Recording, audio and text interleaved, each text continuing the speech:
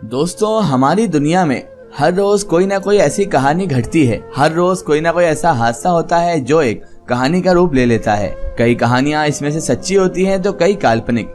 लेकिन दोस्तों, हमारी जिंदगी में कई ऐसी घटनाएं हो जाती हैं जो कहानी का रूप ले लेती हैं। कई बार ऐसी चीजें देखने को हमें भी मिल जाती हैं कि हम चाहें तो उसे एक कहानी का रूप दे सकते हैं, लेकिन हमारे पास इतनी फुर्सत कहाँ।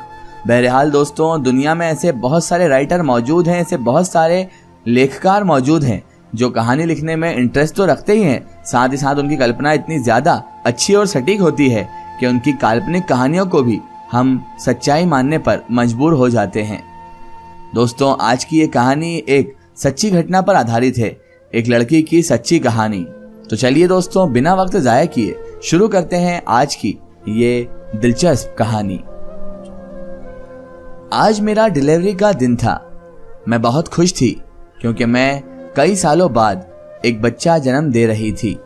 जो ही मुझे तेज दर्द शुरू हुआ तो अचानक डॉक्टर बोली, मैं तुम्हारा केस नहीं ले सकती क्योंकि मुझे अभी एक पार्टी में जाना है। ये सुनकर तो मैं सख्ते में आ गई।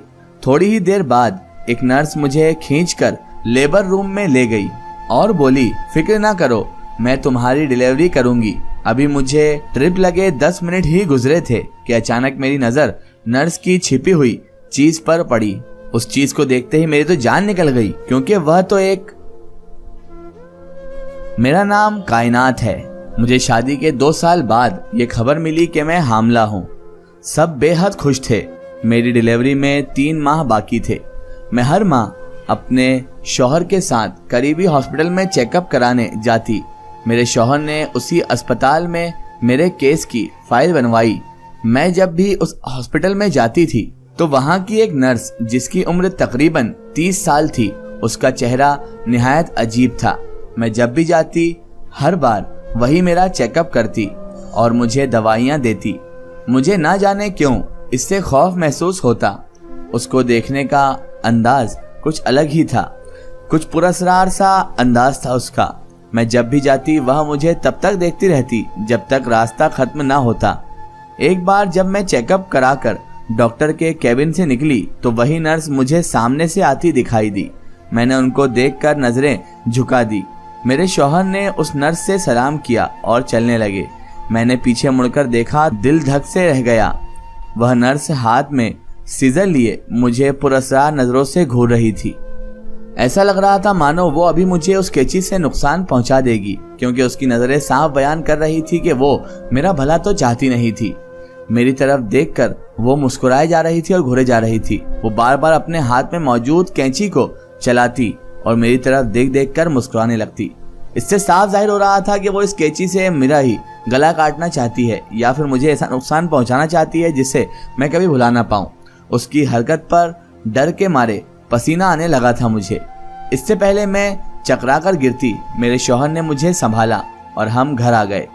मैं घर आकर भी उस नर्स के बारे में ही सोचती रही कि आखिर मेरी उससे क्या दुश्मनी है, मैंने उसका क्या बिगाड़ा है जो वो मुझे इस तरह से कैंची दिखाती हुई मुस्कुरा रही थी। आखिर चाहती क्या थी वो औरत इतनी वहशतनाक थी कि उसकी आंखों में मेरा तो दम ही खुश्क हो गया था। उसे देखकर, उसकी आंखों को देखकर मुझे इतना ज्यादा डर लगने लगा था कि मानो मेरा दम ही निकल जाएगा। मैं इन्हीं सोचों में गुम थी कि अचानक तभी मेरी सास मेरे कमरे में चली आई। वह मेरे पास आकर बैठ गई और मुझसे पूछने लगी कि डॉक्टर ने क्या कहा बहू। मैंने उनको बताया कि सब ठीक है, बस थोड़ी सी कमजोरी है। मेरी बात पर अम्मा पुरसुकून हो गई। मैंने अपने दिल की बात सास को बताने का सोचा। मेरे दिल में जो ख्यालात पनप रहे थे वो मुझे बहुत ज़्यादा डरा रहे थे। मुझे पल पल ऐसा ही लग रहा था कि कहीं कोई मुझसे बहुत बड़ा नुकसान ना हो जाए, कहीं वो नर्स मुझे कोई लंबा नुकसान ना पहुंचा दे। बहुत ज़्यादा डर था मेरे दिल में। मैंने सास को सारी बात समझाई तो वह हैरत में पड़ गई और बोली कि ये क्या कह रही हो बेटी, तुम्हें कोई गलतफहमी हो गई होगी। मैंने उनकी मिन्नतें की कि अम्मा मैं सच कह रही हूँ, पर उनको ये सब मेरी जहन का फितूर लगा। उन्हें लगा कि ये वसवसा है, उन्हें लगा कि मैं फोकट ही ज़रा दिमाग लगा रही हूँ और वह मुझे समझाते उठ खड़ी हुई। दिन इसी तरह बेकैफ गुजरते रहे। मैंने खुद को बहुत मसरूफ कर लिया। घर में, लेकिन जब भी मुझे उस नर्स का ख्याल आता मैं परेशान हो जाती थी। आज महीने की 10 तारीख थी। मैंने चेकअप के लिए जाना था। आज मेरे साथ अम्मा जा रही थी। मैं और अम्मा डॉक्टर के केबिन में बैठे थे। मुझे डॉक्टर ने स्ट्रेचर पर लेटने का कहा और अल्ट्रासाउंड करने लगी। कुछ ही देर में वह नर्स मुझे रूम में आती दिखाई दी। डॉक्टर ने उससे मेरी सोनोग्राफी करने का बोला। वह नर्स माहिराना अंदाज में अपना काम करने लगी। मैं उसकी नजरें भाप चुकी थी जो मेरे भरे भरे वजूद पर चपकी हुई थी। मेरे जिस्म में वाज़े कपकपाहट थी जिसे वह महसूस करती गर्दन टेढ़ी करके मुस्कुरा रही थी। ऐसा लग रहा था जैसे उसे सब पता है कि मैं उससे डर रही हूँ, मैं उसे देखकर घबरा रही हूँ, लेकिन इसके बावजूद वो मुझे डराए जा रही थी। मैंने उसका हाथ अपने पेट से हटाया और माथे पर आया पसीना साफ करने लगी। वह भी संभल कर पीछे खड़ी हो गई। माँ जी मुझे परेशानी के आलम में देखने लगी। उनकी समझ से भी मेरा रवैया बाहर था। मैं खुद अपनी हालत पर हैरान थी कि ऐसा क्यों हो रहा है, मैं ऐसा व्यवहार क्यों कर रही हूँ। इस औरत के सामने आते ही मुझे क्या हो जाता है, मुझे बेचैनी क्यों महसूस होने लगती है, और आखिर ये औरत मुझसे चाहती क्या है? क्यों ये मेरे बच्चे पर इस तरह की नजर रखती है? क्यों मेरे जिस्म को इस तरह से तकती रहती है जैसे इसे खुशी ही ना हो कि मैं पेट से हूँ? आखिर ये औरत चाहती क्या है? क्या ये मेरे बच्चे को नुकसान पहुंचाना चाहती है?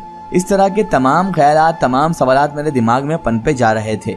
उसकी नजरें खुद को घूरती हुई क्यों महसूस होती हैं मुझे? ऐसा क्यों हो रहा है मेरे साथ? आखिर मैंने इस औरत का क्या बिगाड़ा है और ये औरत आखिर मुझसे चाहती क्या है? मैं इन्हीं सब बातों से बेहद परेशान थी। मेरे दिमाग में रह रहकर बार बार यही सवालात घूम रहे थे और मैं उस औरत को बराबर नजर रखकर देखते जा रही थी कि आखिर ये मुझे कोई नुकसान तो नहीं पहुंचाने वाली है। बहरहाल मेरे उठने पर डॉक्टर मेरे करीब आई और बोली, मैम रिलैक्स, ये सब अपना काम कर रहे थे। डॉक्टर की बात पर मैं उस पर बरस पड़ी। मैं बोली, क्या मैं आपको पागल नजर आ रही हूँ जो फिजूल में कुछ कहूंगी? ये औरत डराती है मुझे, इसकी नजरें मुझे सही नहीं लगती।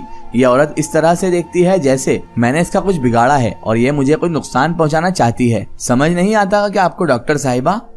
डॉक्टर साहिबा मेरी बातों पर हैरत ज़दा सी मुझे तक रही थी। उनको भी मेरी किसी बात का यकीन नहीं आ रहा था। वह भी मेरे जहन का खलल समझ रही थी।